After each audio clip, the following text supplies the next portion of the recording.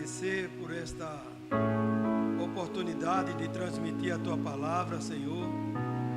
Me usa, Pai, tudo aquilo que colocasse em minha mente, descesse ao meu coração, que seja proferido aqui e que podemos colocar em vida, em prática em nossas vidas, para que a gente possa, Pai, das mensagens transmitidas, não só ouvi-las, aprender sobre Ti, como também colocá-las em prática.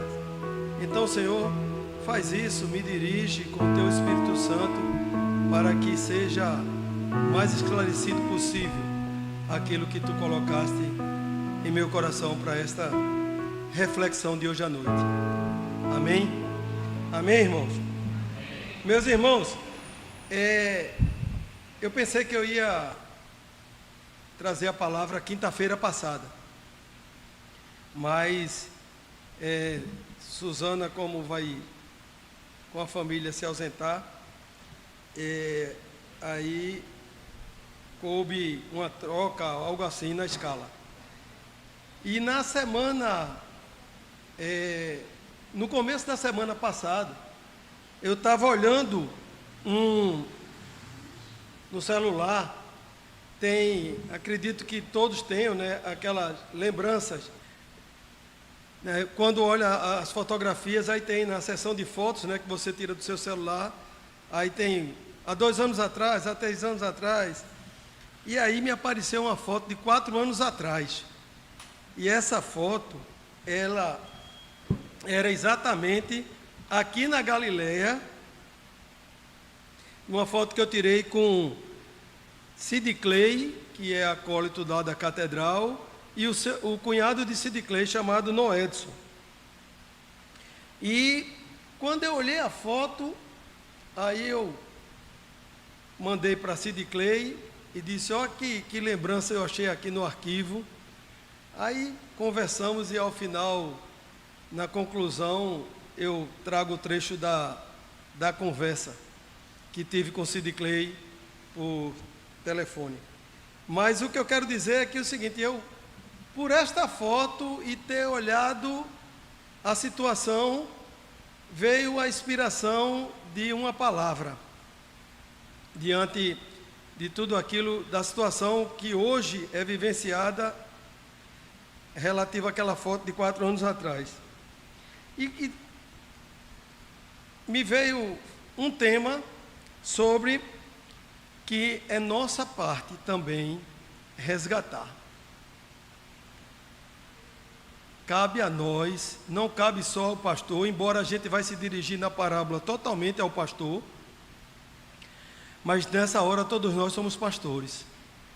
Todos nós temos de ficar atentos ao resgate daqueles que, inclusive, já tiveram aqui, já congregaram conosco, e não por circunstâncias de mudança de residência ou transferência, não é esse o caso, mas é exatamente aqueles que congregaram conosco e ou não vêm mais, ou vêm esporadicamente.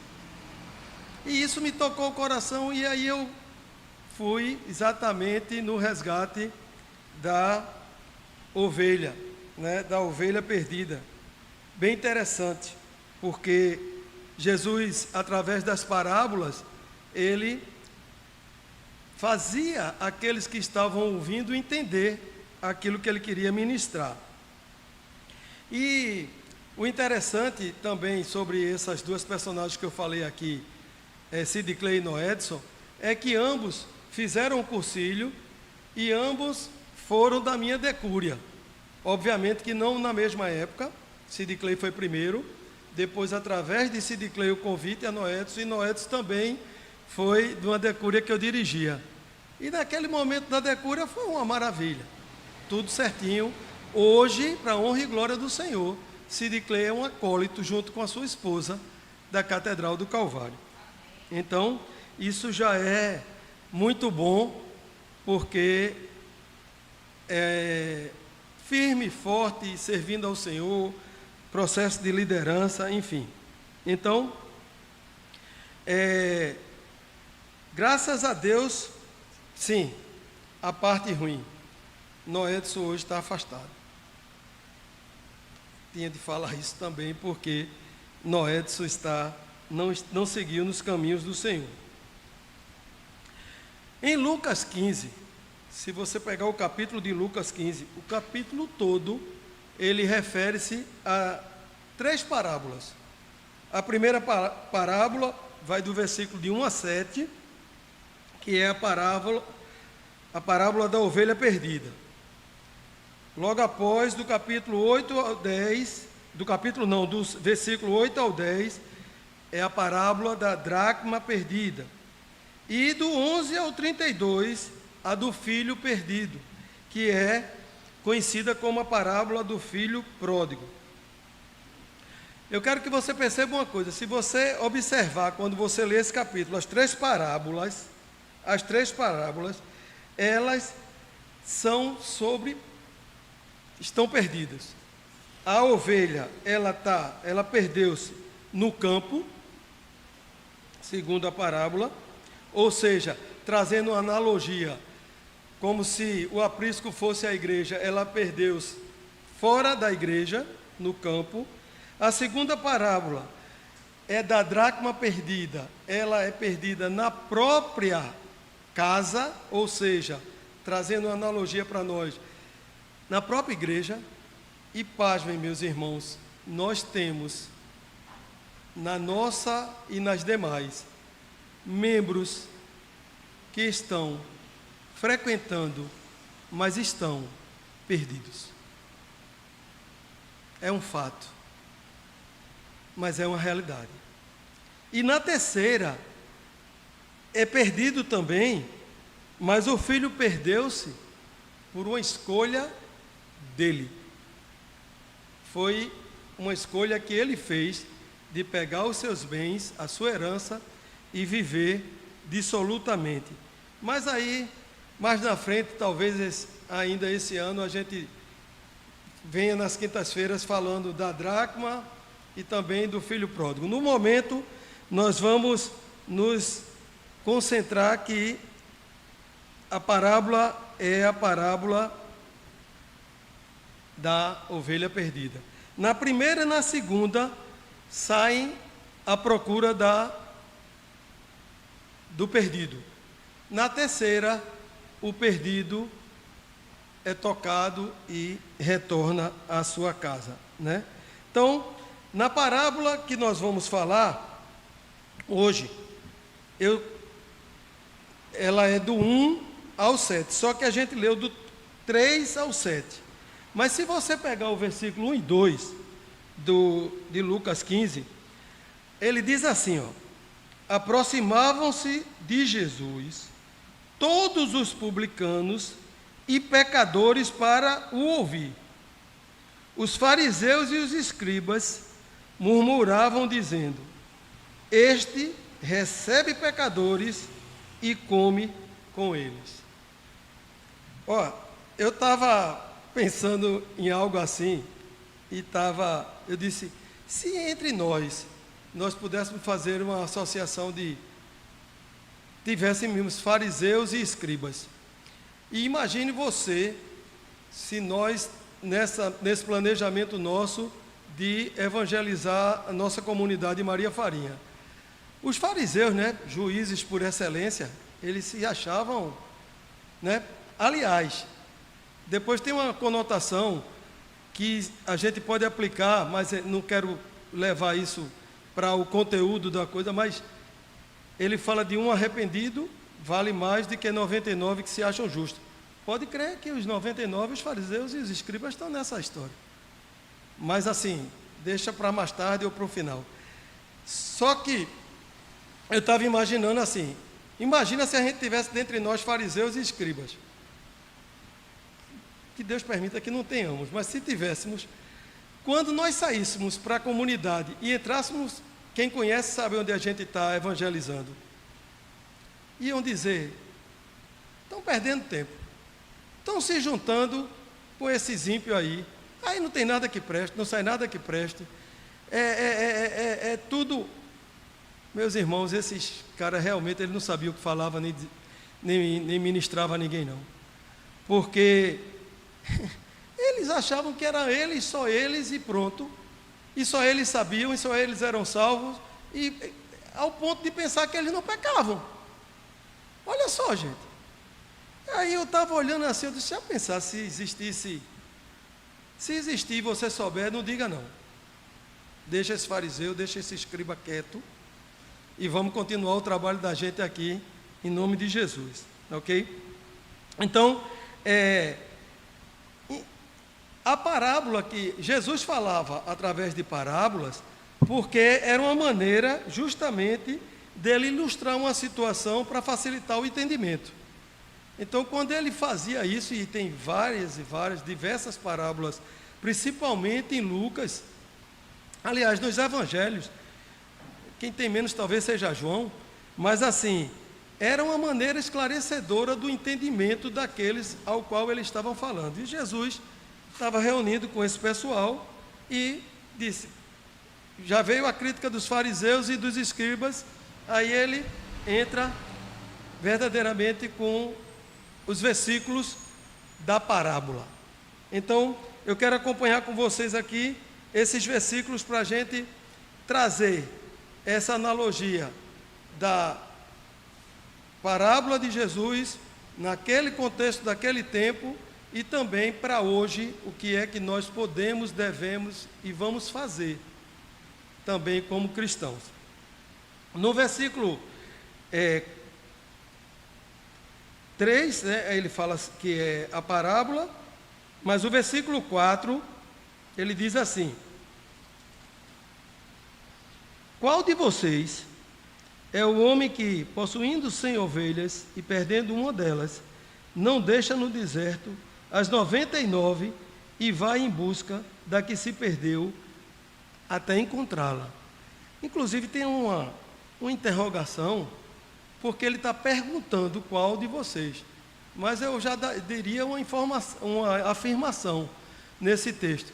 Você sai para buscar essa ovelha e você só vai sossegar o seu coração quando você encontrá-la. Não é? Então, nesse versículo, ele faz a pergunta logo deixando a situação difícil para aqueles que estavam questionando ele.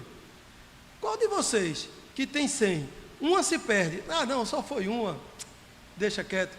E não vai atrás. Vai atrás, resgata e vai em busca, sem a menor sombra de dúvidas, ele vai atrás dessa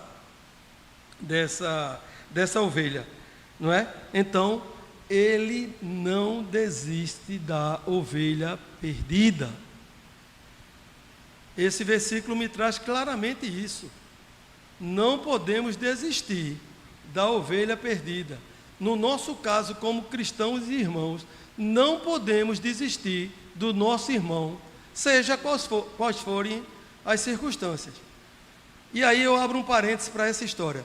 A não ser que ele diga assim claramente a você: meu irmão, dá um tempo, eu não quero, por favor, para você não ser invasivo e não passar do limite.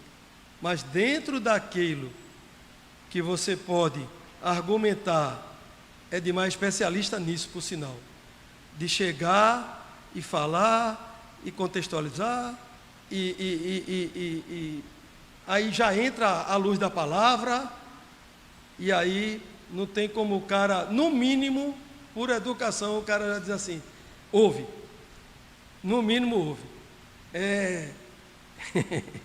Ele sabe do que eu estou falando. Mas, meus irmãos, versículo 4, não desistir, seja qual for a circunstância. No 5, ele diz assim: e quando a encontra, põe-na sobre os ombros, cheio de alegria. Meu irmão, eu não sei se já aconteceu com vocês, mas quando você consegue conversar com a pessoa e trazer aquela pessoa de volta ao entendimento, ao reconhecimento, a congregar, a voltar à casa do Pai, a voltar ao primeiro amor, é uma alegria, é uma satisfação, é uma sensação de vitória que nós temos eu acredito que você já passou por isso também, porque é maravilhoso. É uma sensação de dizer assim, Deus não perde, nem empata. É uma questão de tempo. E você ali, ele ouça com os ouvidos espirituais o que Deus está ministrando para você agir naquela situação ou com aquela pessoa, e fatalmente o êxito será total, porque não é seu, não é meu, ele é de Deus. Então, meus irmãos, eu acho que quando a gente, como ele diz aqui, que você pega, você quando tem o retorno, você dá aquele abraço que não quer largar mais. O pastor bota no ombro. Por quê? Estava perdida, estava cansada, estava indefesa. Aí ele bota no ombro e traz aquela ovelhinha com tanto amor. Nem reclama porque ela fugiu, nem perdeu, nem nada. Nem o tempo que passou, que teve fome, quantos dias foram. Não interessa. Interessa é que a vitória foi conseguida. O objetivo de trazer ela para o aprisco, para a casa do Senhor, para a igreja, para a comunidade, foi verdadeiramente concluído. E João, no capítulo 10, João, ele fala algumas coisas que Jesus fala através se eu não me engano, 1 a 20, Jesus fala várias vezes. Só para vocês terem uma ideia do que é que ele fala em João 10.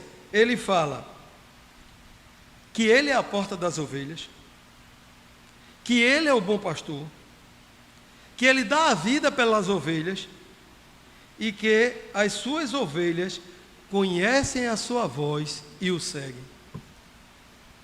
Então, é Jesus dizendo assim, ó, eu, ovelha minha, ela pode até passar um período fora, mas eu vou resgatá-la. E isso me alegra tanto ao coração, porque vem na minha mente, no meu coração, pessoas que eu gostaria, que já vivenciaram o primeiro amor, que hoje estão afastadas, mas eu não tenho dúvidas que é quando aquela semente é plantada no coração de um filho, ela jamais morrerá. Ela, pelo contrário, pode até demorar a florescer, mas ela vai florescer e dar frutos. Eu não tenho dúvida disso, não tenho mesmo. Então, meus irmãos, no versículo 6, a palavra de Deus nos diz assim, o Evangelho do nosso Senhor Jesus Cristo. E indo para casa, reúne os amigos e vizinhos, dizendo-lhes, alegre-se comigo, porque já achei a minha ovelha perdida. Meus irmãos, veja como a sensação de vitória nos leva a querer dividir com os nossos irmãos, os nossos membros, a nossa igreja. Quando acontece isso, você não se contém de ficar só para você, ou aquela pessoa voltou onde já teve antes e tal, não.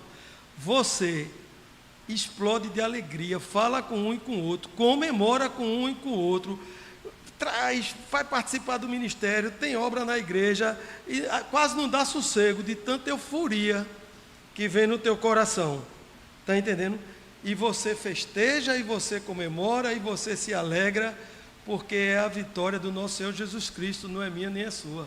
E essa vitória tem de ser muito, mas muito bem comemorada, porque não é fácil. Eu não sei como foi o dia de ninguém aqui, sei mais ou menos o de Jane, mas às vezes a gente passa dias pesarosos, dias complicados, dias que a gente diz, meu irmão, como é que eu... vou chutar o pau da barraca, vou chutar tudo, vou virar o balde. E não é... Nesse momento, o inimigo faz a festa porque te tira com a facilidade danada do trilho. E às vezes para voltar para o trilho é complicado. A reforma é grande, o processo é doloroso, mas a vitória é certa. Então, meus irmãos, eu fico feliz, porque eu me alegro, e alegro com a minha comunidade, com os meus irmãos, quando eu retorno. E eu vou ser bem sincero com vocês, como pastor, a situação, Michael, Edmar vai saber exatamente do que eu estou falando. Quando você vê uma ausência, né, nossa comunidade é pequena, qualquer falta faz muita falta, e aí você fica, né, sem saber. Quando a ausência começa a se prolongar e começa a virar uma frequência, você, dentro de você, como humano, você fica chateado. Você fica chateado. Não tem como. Poxa, por quê? Não tem. Ó. Quando tem está doente, está trabalhando, está aí, tudo bem, mas ninguém é bobo, né? Também. Você sabe quando é desculpa e quando é justificativa. Mas não cabe a mim. Eu não posso ter esse sentimento, eu não devo ter esse sentimento. Porque se eu tiver esse sentimento, eu já vou olhar para a pessoa e eu não sei desfazer. Eu não sei dissimular, eu não sei disfarçar. Já não é bem logo, teu olhar, eu digo, eu não sei. Não é fingir não, porque nem passa por mim essa coisa, mas eu vou ficando, olhando, às vezes o gesto, a boca, o olho, fala. E aí, processo de correção aí, tem uma ajudadora muito forte nisso, mas não é fácil. Não é fácil. Meus irmãos, versículo 7. Digo a vocês que assim haverá mais alegria no céu por um pecador que se arrepende do que por 99 justos que não necessitam de arrependimento. Olha, trazendo para nós vamos dizer que vamos resgatar algum irmão que está afastado ou está passando por um problema ou isso ou aquilo. Essas 99 somos nós aqui, certo? Então, não cabe essa história de não necessita de arrependimento para eles, entendam bem. Nós precisamos nos arrepender, pecamos todo dia, não estamos nesse contexto não. Mas é naquela que nos deixou e a gente está indo atrás, mas as 99, a igreja está no lugar seguro, está no lugar tranquilo, ela está no aprisco, ela está no lugar onde sabemos que ela não tem perigo de ataque, e tem, mas assim está protegido, não tem fuga, está num ambiente confortável e controlado. Está entendendo? Então, agora, no texto, se você olhar, com quem ele estava falando antes, que estavam criticando ele? Fariseu e escriba. Aí ele não perde a chance, né? Ele diz, é mais importante pegar um que se arrependa, de que 99 que não precisa. Quem é esse 99, hein, gente? Esse fariseu, esses escribas que se acham donos, profetas, que sabem tudo, e uma perseguição tremenda, sem refresco, sem descanso, em cima de Jesus. Então, nesse contexto, são os fariseus e os escribas aqui na palavra, não precisam de arrependimento, ou seja, que não necessitam. Quem é que não necessita de perdão? Não é? Então, mas a nível de igreja, as 99 ficaram seguras. Saímos para buscar outra, mas sabemos que aquelas 99 estão congregando, estão entendendo, estão vindo para o culto, estão vindo para o estudo, estão compartilhando, estão fazendo parte do ministério, estão convidando pessoas. É assim que funciona. Então, eu quero concluir com vocês. Eu nem marquei o tempo, mas eu acho que está de bom tamanho. Mas eu quero concluir com vocês sobre uma reflexão para nós sairmos daqui hoje com esse entendimento e com colocar em nossa mente e em nosso coração a missão de um resgate. Como nós vimos na parábola, o tamanho da alegria no céu quando há um arrependido e um retorno à casa do Pai é enorme. É uma festa, é uma alegria. O céu está em festa. Alguém se arrependeu e voltou para a casa do Pai. Ou foi alcançado. É festa também no céu, não é? Para que isso aconteça, nós não podemos desistir do nosso irmão. Não podemos desistir do nosso irmão. Supere o lado humano. Conte até 10. Se tiver intimidade com alguém, diga até para alguém, sua esposa, filho, uma pessoa íntima, de dizer: meu irmão, por mim não tem mais jeito não, mas não é por você, é por Deus. Não é para você que você está fazendo aquilo, é para Deus. Então, a desistência não faz parte. Nós não podemos achar que aquele irmão não tem jeito, que está perdido para sempre. Nada é para sempre. Para sempre quem julga é nós, que determinamos o tempo. Qual foi seu tempo de conversão? Quando foi que você foi alcançado? Que idade você tinha? Eu já tinha mais de 50. Então, não tem jeito, não está perdido, não volta mais. Esqueça isso. Isso é pensamento de humano. Não é de Deus. Jamais será. Quando a gente encerra o culto, o que é que a gente diz? Ele jamais desistirá e jamais te abandonará. Não é só para aqueles que aqui estão, não. É para todos. É para todos. Então bote isso na sua consciência. É para todos. Então, ele não pensa assim. Deus não pensa e não age assim. Jamais é uma palavra que, dependendo da circunstância, ela não existe nesse caso para Deus. Então, a perseverança, nesse caso, é mais que necessária. Aquele que deixou o aprisco, a casa de Deus, como é importante resgatá-lo, como é importante buscá-lo, até encontrá-lo novamente. Veja nele ou nela alguém que, através do seu testemunho, ela pode evangelizar outras pessoas que fizeram o mesmo ou ainda não conhecem. Eu vi uma vez um pastor dizer assim, num presídio: onde você vê um bandido, eu vejo um pastor. Deus vê um pastor, aliás. Onde eu vejo um marginal, Deus vê um missionário. Meu irmão, não cabe a nós. Não cabe a nós.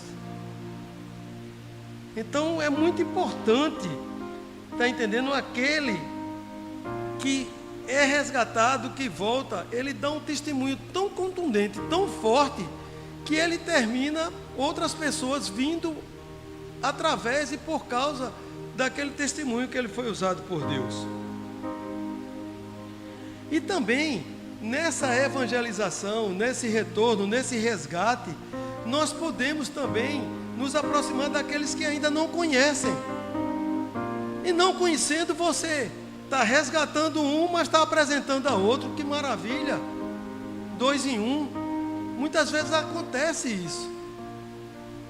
E aquele que está vendo que fulano deixou, ou se afastou, e ainda não era, ele vai se apoiar na causa do afastamento. Ele não vai querer que aquela pessoa volte.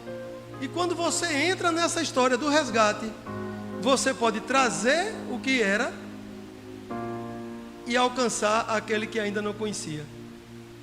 E aí é festa em dobro, né? Aí é ponto de basquete, vale 2. Então, meus irmãos, coloque o seu coração nessa história. Porque eu estava hoje pensando, quando estava já estava feito, eu estava dando um retoque. Até aqueles que se desviam, veja bem, até aqueles que se desviam, à luz da palavra e à vista de Deus, existe um propósito. É lógico que eu não estou dizendo, então vamos nos desviar para poder a gente cumprir um propósito e voltar. Não. Eu estou falando que aqueles que se desviam e vão retornar, porque irão retornar, que o poder é de Deus, ele tem um propósito, e ali talvez naquele desvio gere um aprendizado para ele, fora do comum. Tem propósito para tudo. Tem propósito para enfermidade, tem propósito para acidente, tem propósito para enriquecimento, tem propósito para bom, tem propósito para dia mal, tem propósito para tudo. Então, meus irmãos, o que eu quero que finalizar é, sim, antes de finalizar, contar como foi o final da conversa, né, com o Sid Clay. E aí, na conversa com o Sid Clay, ele olhou a foto e disse: rapaz, 4 anos se passaram. Eu disse: como é que ele está? Aí ele disse: ele está fora, ele está desviado. Aí eu disse: então vamos fazer o seguinte, vamos procurar ele e a gente vai tomar um café ou qualquer coisa. A princípio, nenhum encontro marcado assim, não. O primeiro convite é a igreja para trazer ele de volta. Eu levo a foto, a gente mostra, conversa, ouve a história dele, vê como é que ele está e convida para uma visita novamente a Galiléia, uma revisita, vamos dizer assim. Aí combinamos isso, só que a gente tem que levar em consideração toda essa história do fim do ano, né? Fim do ano, trabalho, mas com calma, está no coração, está no pensamento e vai acontecer em nome de Jesus. Então, a gente vai marcar uma nova visita com o Noedson aqui. E quando ele vier, dependendo da circunstância, eu vou acusar, eu vou dizer, ó, não para dizer que ele se afastou, mas para dizer que a missão de trazê-lo aqui e uma provável volta ao primeiro amor é plausível, dependendo da circunstância, obviamente, né? Então, foi isso que ficamos de conversar. Na minha oração hoje, que eu quero pedir a vocês, é que você saia daqui hoje com essa missão. Pense, não tem pressa, não precisa ser obrigatoriamente Galiléia. Você pode pensar numa pessoa, um cursilista, um da catedral, um irmão que até era de outra denominação. Deus não tem denominação, Cristo não tem denominação, então é para o reino. Que você orasse por essa pessoa, pedisse a Deus um encontro, uma palavra, um momento que você pudesse dizer: olha, continua sendo uma maravilha esse amor de Deus em nossas vidas, apesar de nós. Então, esta é o meu pedido para essa palavra que Deus ministrou ao meu coração. Eu já estou com alguns pensamentos de algumas pessoas e, além do mais, como pastor, já vira até um gabinete, uma evangelização, um compromisso. Mas até mesmo como Bernardo, como Berna, aquele que dá uma ligada, Deus vai proporcionar um encontro, enfim, vamos orar por isso. Vamos chamar de volta aquele que um dia já esteve, e se der, também apresentar esse evangelho do nosso Senhor Jesus Cristo àqueles que o não conhecem ainda. Pai, nós te agradecemos, Senhor, por este momento aqui. Obrigado, Pai, por nos trazer à mente e ao coração a necessidade desse resgate, essa missão, Pai, que não diretamente mas é uma missão confiada a nós, como cristãos, não deixar que o nosso irmão, que a ovelha do pastor se perca. E não é preciso deliberadamente ser um pastor na concepção da palavra. Basta ser um pastor de Deus. Basta ser um homem, um servo do Altíssimo, para poder que essa missão seja colocada na minha e na sua vida, para nós podermos trazer e vivenciar essa alegria do arrependimento e de uma nova trajetória a partir daquele momento. As coisas para trás ficam para trás, novas coisas acontecerão, e essas novas coisas são maravilhosas, porque é Tu que está no controle, é Tu que está nos mandando, é Tu que estás, Pai, selecionando algo em nosso coração para que a gente passe essa investidura. Então, Senhor, eu quero Te agradecer em nome do Teu Filho amado, porque para mim é mais um desafio, é mais um propósito, é mais uma tentativa de fazer a minha parte, a parte de retorno, transformação, conversão, é com o Teu Espírito Santo. Mas essa parte de dizer que está melhor ainda do que já foi, e que viver nas Tuas hostes celestiais não tem nada igual, é a nossa parte que temos de divulgar. Te oramos e Te agradecemos em nome de Jesus. Amém.